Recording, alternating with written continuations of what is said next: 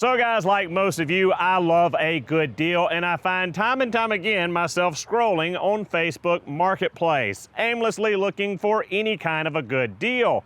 But also I found myself looking for vehicles, looking for Subarus, and Saturday night was no different. I was sitting there scrolling along on my phone looking for Subaru Outbacks, and lo and behold, this car showed up. And it was too good of a price and too good of a deal to just let it slip on by. So I messaged the guy that had it, went all the way to Denton, North Carolina the very next day on Sunday and purchased the car. And what I have purchased here is the newest, highest mileage, and cheapest Subaru Outback I could find on Facebook Marketplace. This is our new project, our 2015 Subaru Outback 2.5i Premium. Now, let's dig into it and see what all is wrong with it. Did I get a good deal, or did I screw myself out of several $1,000s?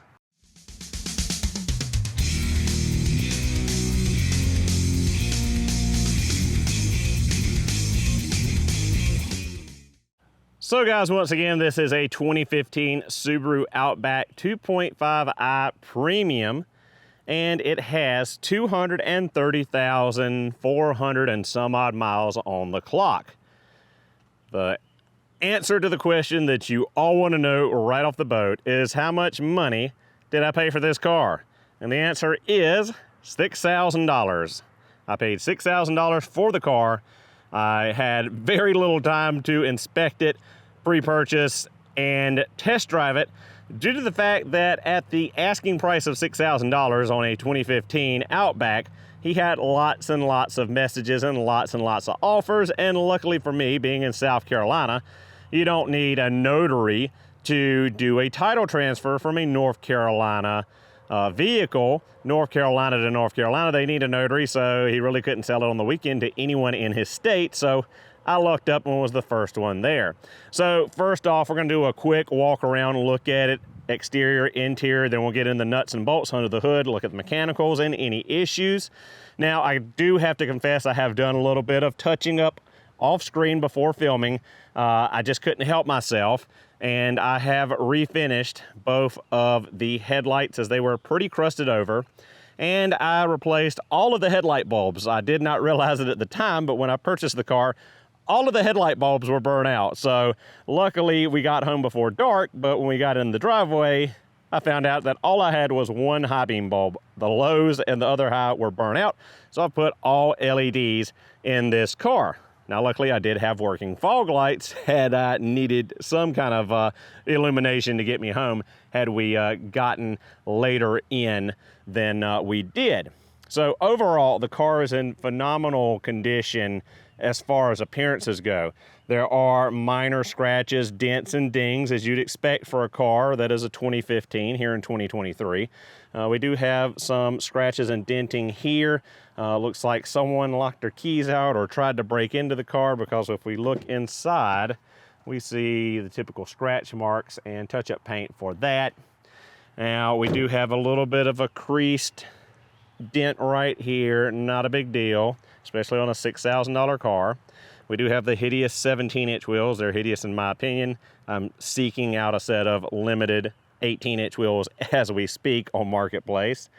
There was a rather large dent right here that I was able to push back out very easily just by removing the inner trim of the hatch and sticking a pry bar in there and gently pushing, and it popped right out. Don't have the cover, the protective cover here for the back bumper. We'll be getting that from Subaru out of the accessories. Other than that, I think that's pretty much it as far as dents, dings, and abrasions go, other than this one here that I did try to pop out, and it is much better than it was, but I still need to work on it a little bit. And I believe there is one little ding right there. But other than that, this is a very clean car on the exterior. Nice pearlescent white, really clean, really like it. We do got a little chip on the windshield, nothing too terrible. Now we'll move on to the interior of the car. Now, it is a little bit dirty. The previous owner said that the car sat for about 6 to 8 months, and he lived in the country farm. So most of you that know anything about these cars know that they were a big rodent magnet, and we're going to talk about at least three rodent nests I have found in the car so far. But yeah, we've got some cloth interior, and yeah, we need to clean it up and we need to detail it. But plans are to go ahead and put a leather kit in this car because I want leather seats. So we're basically making this a limited because it's got almost every other option other than the 18-inch wheels and the leather seats to make this a limited trim. Other than the sunroof, it doesn't have a sunroof. Thankfully, I don't like sunroofs, so no big loss there. And we don't have the nav radio. Other than that, I think that's the only things that separates this from a limited model. Did come with the all-weather floor mats. Just really quickly, there's our mileage, 234.76. But unfortunately, the rear all-weather floor mats are missing, so bummer there. Pretty clean. The previous owner did have children, so there's lots of grossness like this hiding in the nooks and crannies from a quick cleaning before the sale. Another reason why I want to put that leather kit in there, just because it's kind of gross. As we look in the back, we do have an all-weather floor mat, and thankfully we have the cargo cover. One thing that I hate was missing from my 2013 Crosstrek when I picked it up was the cargo cover was missing. I don't know why people take them out or don't leave them with the car, but yeah, other than that, everything's here. Go ahead and make your jokes about spare quart of oil in the back of a Subaru. But everything pretty much functions and works as it should. There's no check engine light. There's no warning lights on the dash. When I did buy it, there was a low pressure, tire pressure light on. But lo and behold, I checked the tire pressures and they were low and topped them up and the light went off. There wasn't even a TPMS sensor bad. So all in all, not looking so bad for $6,000. But we need to get under the hood and get into the car and check out the important things. So guys, under the hood is where this $6,000 deal kind of looks a little not so much like a deal. Now, of course, it's dirty under here, but you know, dirt don't hurt. But we found some issues. I found some issues in the pre-purchase inspection. First thing when he pulled up, grabbed the upper hose, and all I felt was air. So popped off the radiator cap, and lo and behold, there was nothing in the radiator. I couldn't even see the fluid level. Also, the reservoir was sucked dry.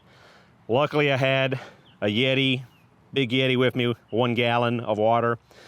Started pouring it in here. It was almost, I think, 1/3 of a gallon low to get it up to the radiator neck. So top that up. The guy said it never overheated on him, but we filled it up. It ran fine, didn't overheat, wasn't bubbling out of the radiator. And we drove it an hour home, and I've been driving it now. I think I put 200 and something miles on it since I bought it. So luckily, looks like we're good on that. Looks like we don't have any head gasket issues or any overheating issues. I think I found where the coolant was going though. So the other day, well, a couple months ago, we talked about the coolant crossover pipe O-ring leaks. And we also talked just last video about the PCV union leaking on the coolant side. Well, lo and behold, when I was checking the car over to see where this coolant had disappeared to, I looked right here, and I don't know if the camera will focus or not, but that is dried up, crusty blue Subaru super coolant right next to the PCV union crossover pipe hose, and where one of our coolant crossover O-rings is at. And we look over here, and we see lots of crusty white residue. And that residue is evident of coolant leakage. So most likely over the winter time, everything got cold and shrank and the coolant started leaking on top of the engine block at those 2 O-rings and the union joint. So no big deal. We just got to take off the intake manifold, pull the coolant crossover pipe, replace those O-rings, pull the union, and you know, just do some freshening up. 230,000 miles on 2015. You know, you're going to have some stuff like that every once in a while. Luckily, I got a brand new battery. I assume because the battery that was in it was dead as a doornail after sitting for so long. we do have massive amounts of grossness back here. We got lots and lots of oil and dirt accumulation. Now I've cleaned some of these spots off. This was all just dark. There's lots and lots of greasiness in here, all through here.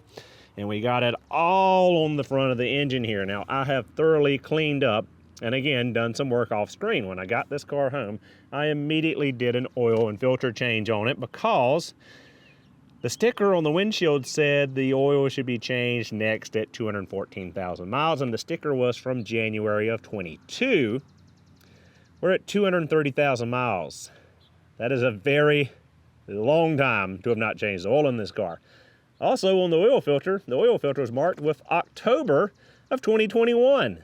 So I don't know if it was even changed in January or if the January was the next change that should have happened. So I have no idea. The oil was very dark and nasty. Owner said this car had a oil consumption issue and he had to constantly put oil in it. Now all this on the timing cover here, if we look at the timing cover over here, it's relatively dry. There's a little bit of seepage, but this side is just slam covered. Now I assume all of that accumulation is from sloppy pouring of oil into the engine, and it just, ran down. Dirt and crap got stuck to it. It ran back here. Cooling fans blowing, pulling air through the radiator, helps sling some of this stuff back further, and I think that's a lot to do with how nasty it is under the hood here. So we're gonna try to do a deep cleaning of this engine bay, get all this nastiness cleaned up. So talking back about the rodent damage, so there is lots of evidence of rodent activity under this intake manifold.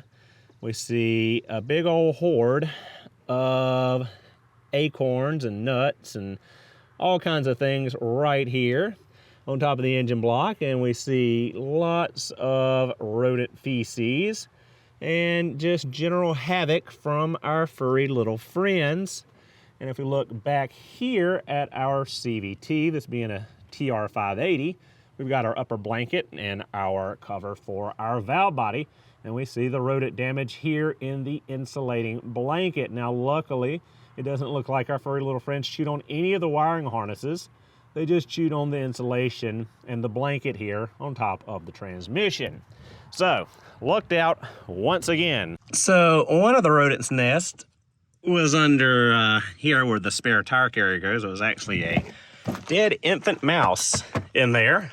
We also had a nice rodent's nest here in the glove box. And just last night, I was changing out these beautiful LED interior light bulbs and noticed that there were leavings inside of the eyesight unit. So mice had been in the headliner and in the eyesight unit as well. So pulled off the snorkel, looked at the air filter. Of course, the air filter is dirty. Looked underneath the car, and luckily, surprisingly, the head gaskets and the cam carriers do not appear to be leaking oil. Now we do have a lot of oil on the cam covers, so replacing those cam cover gaskets, fairly easy. Replacing or resealing cam carriers, a pull the engine kind of job. So I can handle that, not too hurt there. As I said, put the LEDs in here. These are Sylvania LEDs, as Eric O would say, not a sponsor. We've got a crusty old serpentine belt, and other than that, we're not looking terrible here under the hood for age and mileage and obvious kind of neglect of maintenance on the vehicle.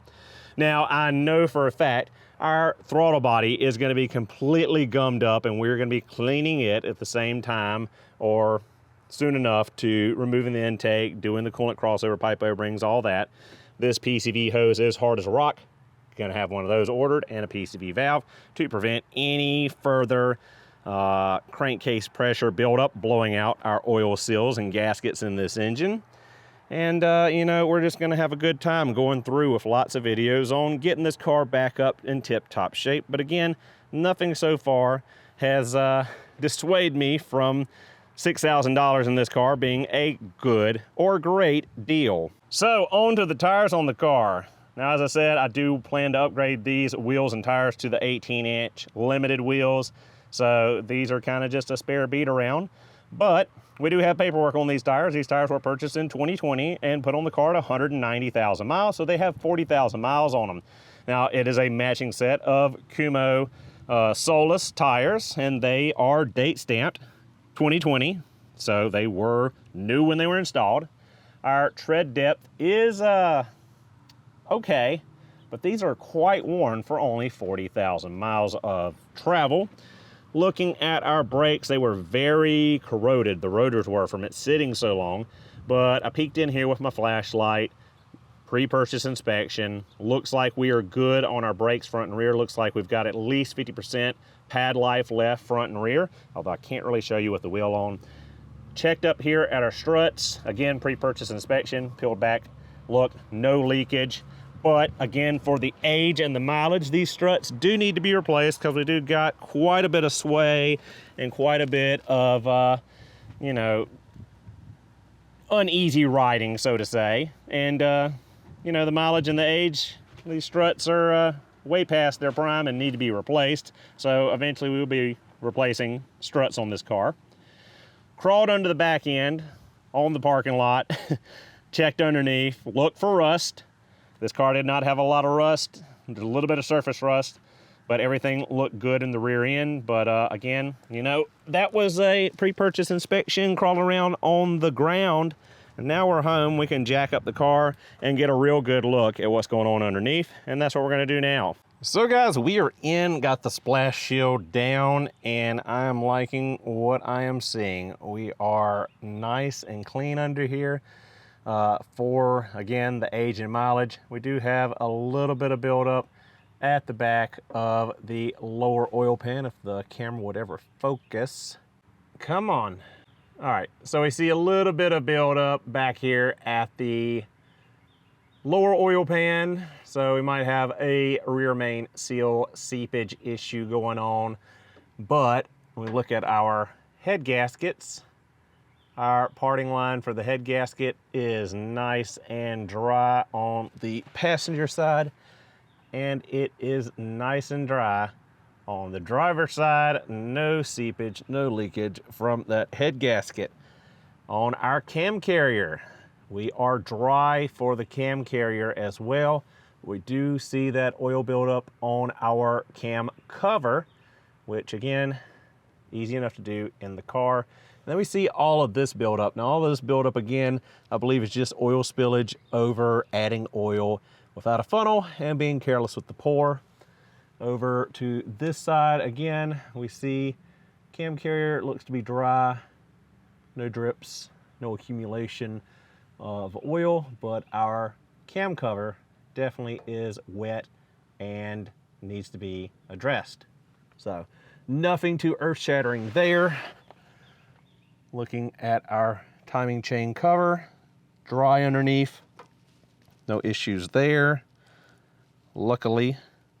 But again, we see that build up, and again, I'm pretty sure that's just spilled oil from topping up the engine oil. Now, looking at the rest of the underpan, or the underbelly, as we can see from here, we do see some oil buildup here at the front differential. Looks like our CVT unit, or at least the pan, is dry. We do see seepage right here. Now, we need to clean all this up, but a lot of this looks like blowback. There was a lot of oil in the cover from oil changes without dropping the cover. Oil will get in there and it can blow back. As we see, it's all over this protective cover and could be what's accumulated right here as well. But we will be doing a front and rear differential gear oil service.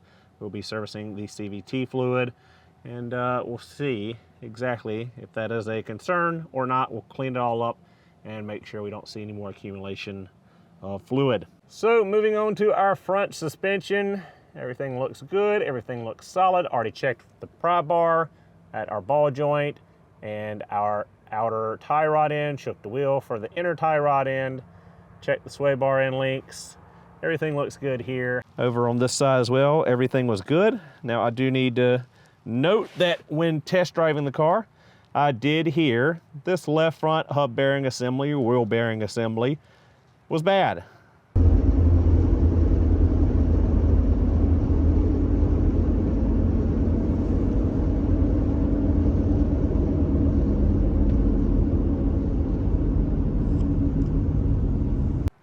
need a hub assembly on the driver's front. We're also gonna need a CV axle over here because when turning, I could hear it popping and creaking.